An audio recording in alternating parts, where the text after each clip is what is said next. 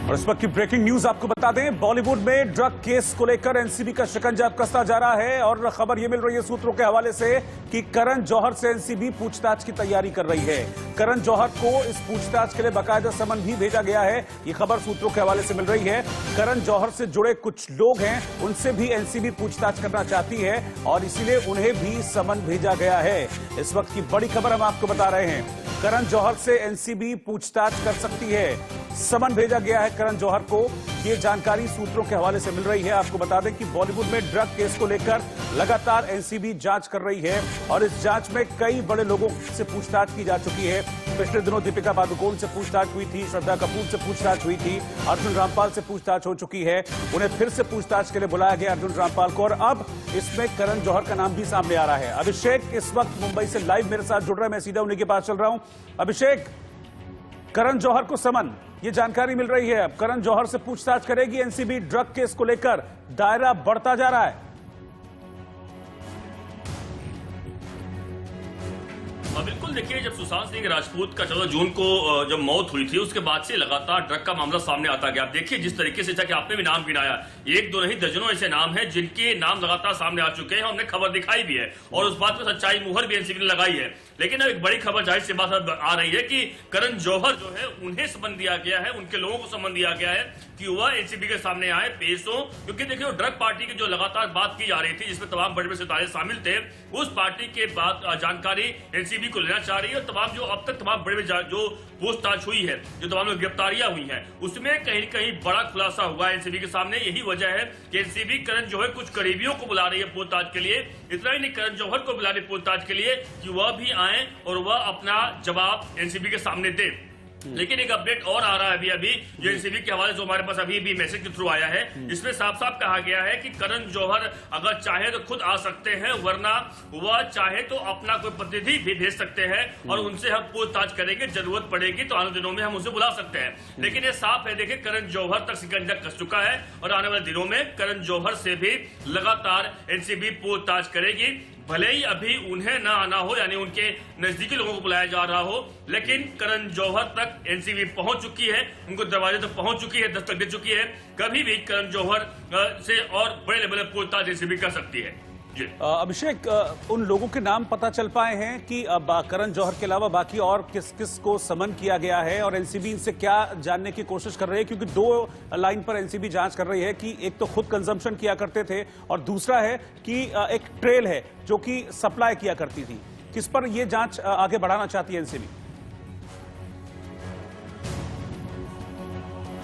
देखिए, बिल्कुल दोनों जो मामला है उस पर आगे बढ़ाना चाहिए, जैसा दोनों का जिक्र आपने किया। लेकिन सबसे अहम बात यह है कि जो सुशांत की मौत हुई थी उसको लेकर भी जांच पता लगातार की जा रही है और उसके जरिए ही लगातार और तमाम बातें सामने आ रही है। करण जौहर की अगर बात करें, देखिए, वह जो पार्टी हुई थी और उसको लेकर लगातार कंप्लेन भी किया गया था और वह कंप्लेन के आधार बनाकर एनसीबी पूछताछ करना चाह रही है। इतना ही नहीं, करण जौहर के कुछ नजदीकी लोगों को पहले गिरफ्तार भी किया चुका है। धर्मा प्रोडक्शन का आपको याद होगा, उनको गिरफ्तार किया गया था, उनसे पूछताछ की गई थी। हालांकि करण जौहर की तरफ से साफ साफ कहा गया था कि वह व्यक्ति उनके कंपनी का नहीं है, बहुत पहले संपर्क था, लेकिन उसे निकाल दिया गया है, अभी हमारे संपर्क में नहीं है। और यही कारण है कि वह पार्टी और तमाम जो अब तक सबसे खास बात वहां बड़े लोग पूछताछ किया गया है, गिरफ्तार किया गया है, वह लोगों की तरफ से कहीं न कहीं तार जुड़ते हुए दिखाई दे रहे हैं करण जौहर के ऑफिस के लोगों को। ठीक है अभिषेक, बहुत बहुत शुक्रिया आपका इस एक्सक्लूसिव जानकारी के लिए, इस पूरी जानकारी के लिए बहुत बहुत शुक्रिया आपका। तो अभिषेक ने बताया कि करण जौहर को समन किया गया है, करण जौहर से जुड़े कुछ करीबी लोग हैं उनको भी समन किया गया है, लेकिन यह भी बताया गया कि करण जौहर या तो खुद आए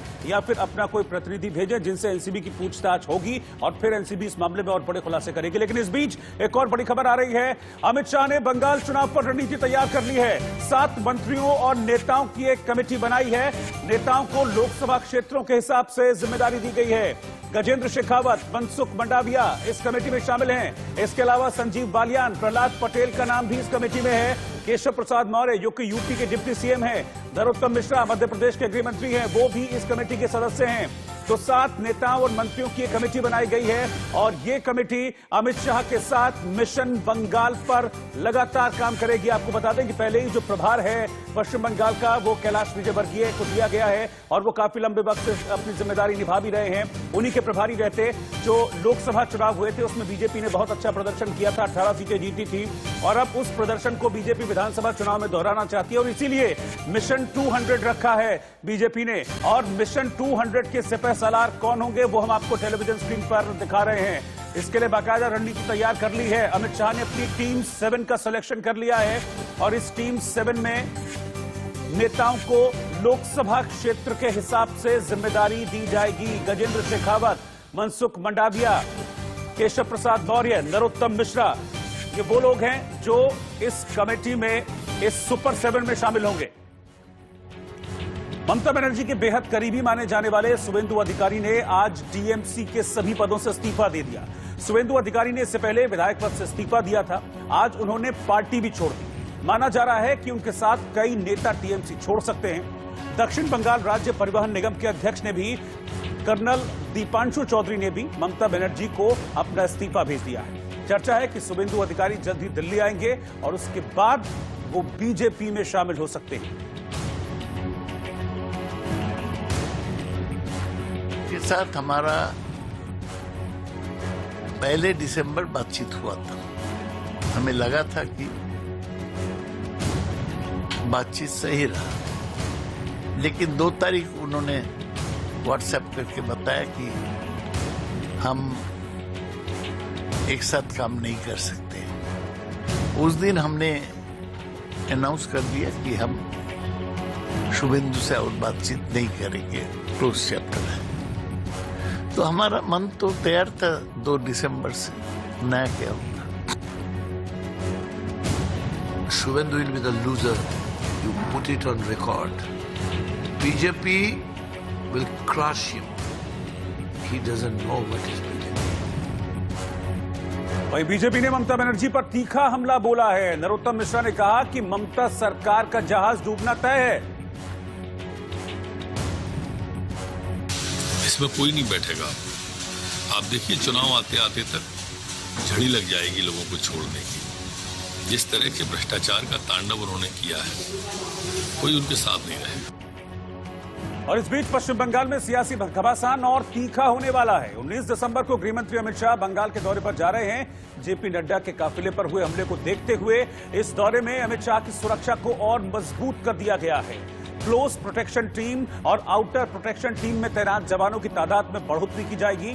अमित शाह की सुरक्षा में केंद्रीय सुरक्षा बल और स्टेट आर्म्ड पुलिस के जवान मौजूद रहेंगे। रोड शो और जनसभा के दौरान सड़क पर मौजूद लोगों की अति महत्वपूर्ण जगहों पर स्क्रीनिंग भी की जाएगी। भीड़ के बीच बड़ी तादाद में सादी वर्दी में सुरक्षा एजेंसियों के लोगों की तैनाती भी की जाएगी। और इस बीच एक और बड़ी खबर आपको बता दें, पश्चिम बंगाल चुनाव की तैयारियों के बीच बीजेपी के बड़े नेताओं ने सुप्रीम कोर्ट का दरवाजा खटखटाया है।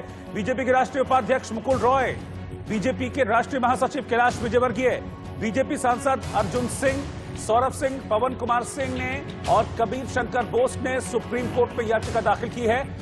बीजेपी के नेताओं की मांग है कि उनके खिलाफ पश्चिम बंगाल में दर्ज आपराधिक मुकदमों को रद्द किया जाए। याचिका में यह भी मांग की गई है कि सुप्रीम कोर्ट राज्य सरकार को आदेश दे कि उनके खिलाफ दर्ज आपराधिक मामलों में कोई कार्रवाई न की जाए। अगर कोर्ट मामलों को रद्द नहीं करता तो मामलों का ट्रांसफर बंगाल से बाहर किया जाए। इस याचिका में आरोप लगाया गया है कि राजनीतिक द्वेष के चलते ममता बनर्जी सरकार ने इन नेताओं के खिलाफ कई केस दर्ज किए हैं। दरअसल इन लोगों के खिलाफ पश्चिम बंगाल सरकार ने गंभीर धाराओं में मुकदमा दर्ज किया है। ये सभी वो नेता हैं जो इस वक्त बंगाल चुनाव में अहम भूमिका निभा रहे हैं और इसीलिए सुप्रीम कोर्ट में याचिका लगाई गई है कि इन मुकदमों को दर्ज किया जाए, क्योंकि ये सब पॉलिटिकली मोटिवेटेड मुकदमे हैं, यानी कि राजनीतिक विद्वेष के चलते मुकदमे दर्ज किए गए हैं। इसलिए मांग की गई है याचिका के जरिए कि सुप्रीम कोर्ट इन सभी नेताओं पर दर्ज इन मुकदमों को रद्द करे या फिर बंगाल से बाहर इनको ट्रांसफर करे, ताकि ममता बनर्जी इन मुकदमों का गलत इस्तेमाल न कर सकें। इसलिए तमाम नेता सुप्रीम कोर्ट पहुंचे हैं और मांग कर रहे हैं।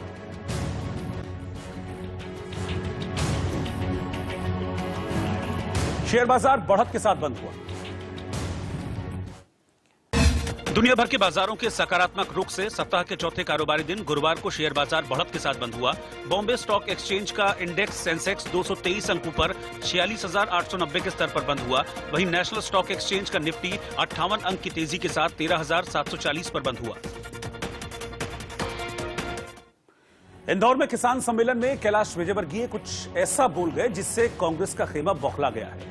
कैलाश विजयवर्गीय ने दावा किया कि कमलनाथ सरकार गिराने में प्रधानमंत्री नरेंद्र मोदी की भूमिका थी। एक दिन चैन से नहीं सोने दिया। यदि ऐसा कोई कार्यकर्ता था भारतीय जनता पार्टी का जिसको कमलनाथ जी को सपने में भी जो दिखाई देता था वो नरोत्तम मिश्रा जी थे। तालियां बजा के नरोत्तम मिश्रा जी का स्वागत करें। ये पर्दे के पीछे की बात कर रहा हूं, आप किसी को बताना मत। मैंने आज तक किसी को नहीं बताई, पहली बार इस मंच पे बता रहा हूं कि कमलनाथ जी की सरकार गिराने में यदि महत्वपूर्ण भूमिका किसी की थी तो नरेंद्र मोदी जी की थी, धर्मेंद्र प्रधान जी की नहीं थी। इसके बाद कांग्रेस प्रवक्ता रणदीप सुरजेवाला ने ट्वीट कर पलटवार किया। अपने ट्वीट में लिखा, मोदी जी 73 साल में आप पहले प्रधानमंत्री हैं जिनकी पार्टी का महासचिव गर्व से कहता है कि मध्य प्रदेश की चुनी हुई सरकार खुद आपने गिराई। लोकतंत्र में आपकी अनास्था का इससे ज्वलंत सबूत क्या होगा? देश में प्रजातंत्र पर सुनियोजित भाजपाई हमले का सबूत सामने है। वहीं कांग्रेस नेता दिग्विजय सिंह ने भी ट्वीट किया और पीएम मोदी से उन्होंने जवाब मांगा। अपने ट्वीट में वो लिखते हैं कि क्या मोदी जी अब बताएंगे कि मध्य प्रदेश सरकार गिराने में उनका हाथ था? क्या मध्य प्रदेश की सरकार गिराने के लिए कोरोना के लॉकडाउन करने में विलंब किया? यह बहुत ही गंभीर आरोप है। मोदी जी जवाब दें। आम आदमी पार्टी के यूपी चुनाव लड़ने के ऐलान से सियासत गरमाई हुई है। बीजेपी ने आम आदमी पार्टी को विकास पर बहस की चुनौती दी तो अब आम आदमी पार्टी के संजय सिंह ने पलटवार किया है। सरकार की नीयत होनी चाहिए काम करने की। 73 साल की आजादी में किसी ने नहीं सोचा रहा होगा कि कोई सरकार अपने देश के एक हिस्से में 200 यूनिट बिजली फ्री और 400 यूनिट आधे दाम पे देगी। यह करिश्मा हमने करके दिखाया। बजट की कमी नहीं होती। 24 करोड़ की आबादी है तो संसाधन ज्यादा है, क्षेत्रफल ज्यादा है, बड़ा प्रदेश है तो संसाधन ज्यादा है। आपके पास आबादी 24 करोड़ की है तो मैन पावर ज्यादा है। उसका सदुपयोग अगर आप करेंगे तो आप बेहतर परिणाम दे पाएंगे। उत्तर प्रदेश के प्रतापगढ़ में एक लड़के ने इंसानियत और प्यार की एक अनोखी मिसाल पेश की है और सोशल मीडिया पर इसकी खूब चर्चा हो रही है। अवधेश नाम के इस युवक ने स्ट्रेचर पर लेटी हुई आरती के साथ शादी की रस्में पूरी की।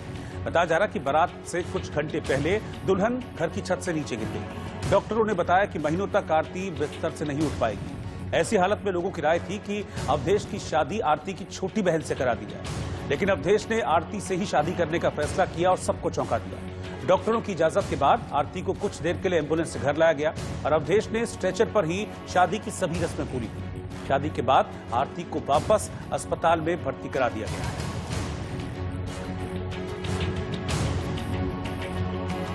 जम्मू कश्मीर के अनंतनाग में बीजेपी की रैली से पहले एक ग्रेनेड हमला किया गया।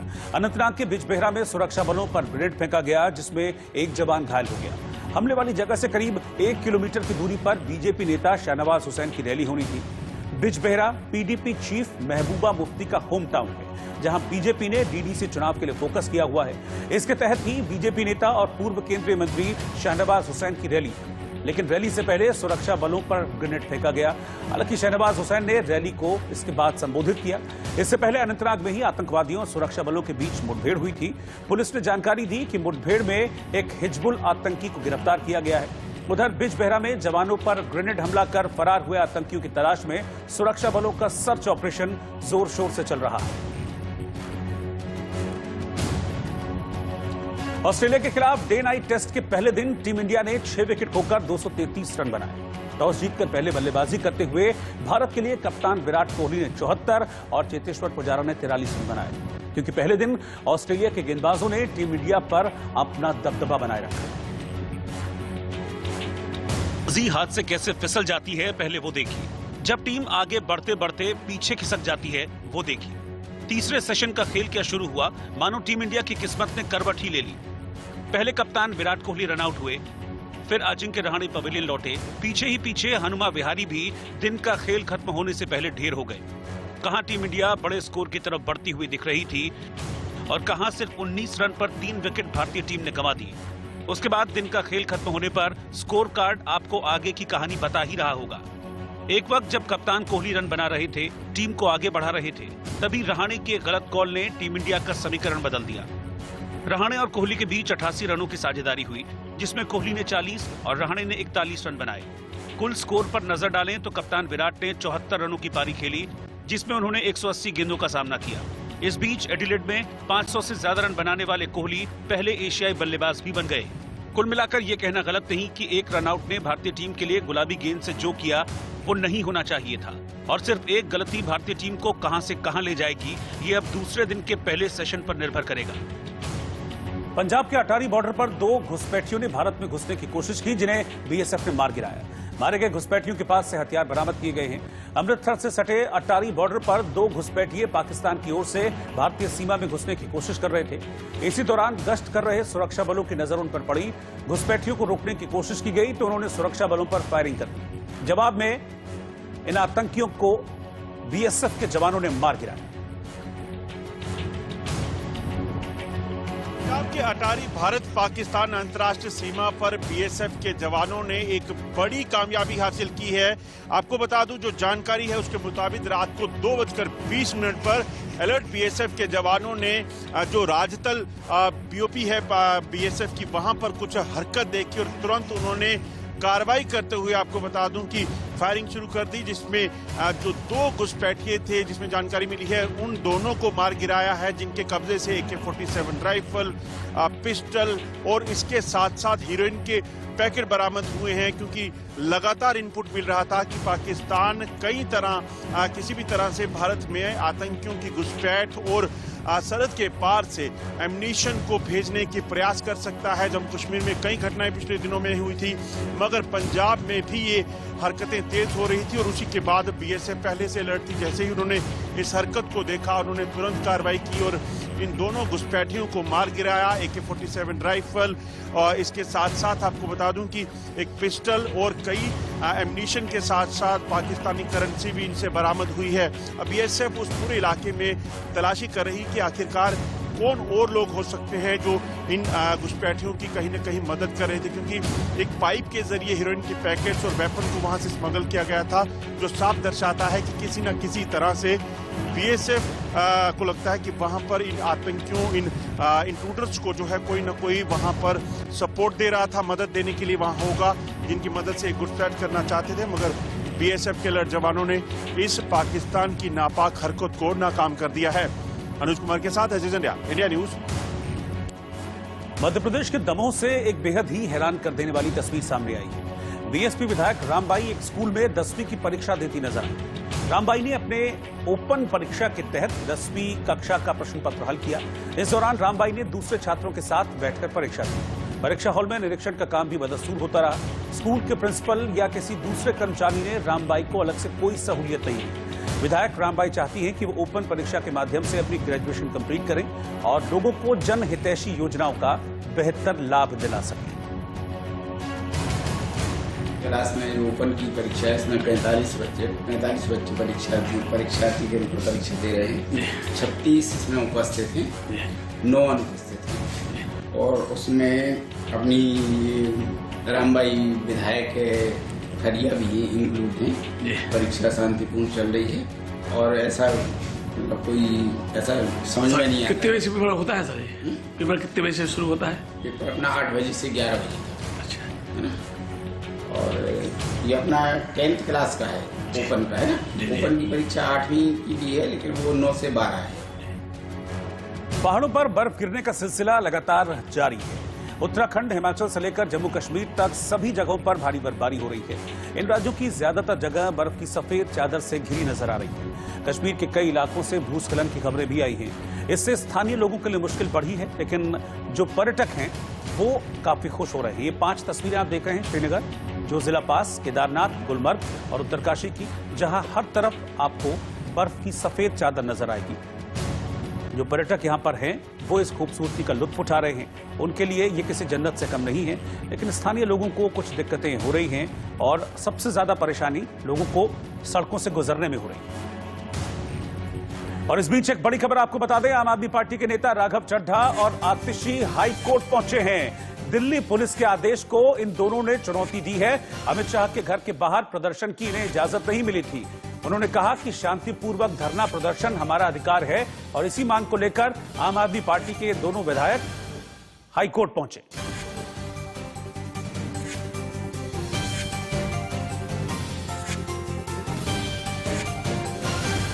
बड़ी खबर आपको बता रहे हैं, दिल्ली पुलिस ने प्रदर्शन करने से मना कर दिया था, जिसके बाद आम आदमी पार्टी के ये दोनों विधायक अब हाईकोर्ट पहुंचे हैं और अमित शाह के घर के बाहर प्रदर्शन करने की इजाजत चाहते हैं। और आखिर में चलते चलते आज का गीत। आज अभिनेता जॉन इब्राहिम का जन्मदिन है। उनके जन्मदिन के मौके पर साल 2018 में आई उनकी फिल्म परमाणु के इस खूबसूरत गीत के साथ आज आपको छोड़े जा रहे हैं। नमस्कार।